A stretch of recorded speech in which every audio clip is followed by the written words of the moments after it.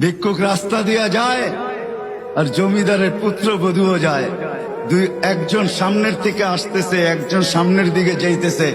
দুইজনের ক্রসিং এর সময় ভিক্ষুকের গায়ের কাদা জমিদারের পুত্রবধূর গায়ে লেগে গেছে।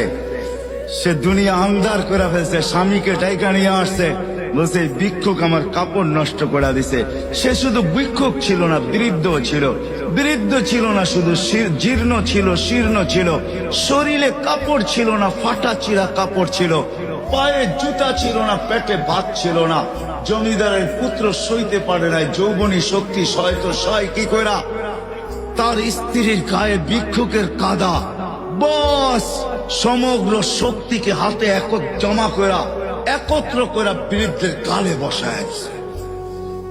বৃদ্ধ কিচ্ছু বলে নাই, শুধু উপরের দিকে তাকায় দুই তিনটা শব্দ উচ্চারণ করছেন। শব্দগুলা হলো ইয়া মাল্লাহ তারা হলো ওয়ুন, ও আল্লাহ চোখে দেখা যায় না। ও তারা কুল্লা শাই, তুই সব দেখিস। ফারা তারা মা বি, তুই কি দেখিস না আমার সাথে কি ঘটতেছে, এটা কি দেখিস না? বলতে দেরি যুবক, মরতে দেরি হয় নাই।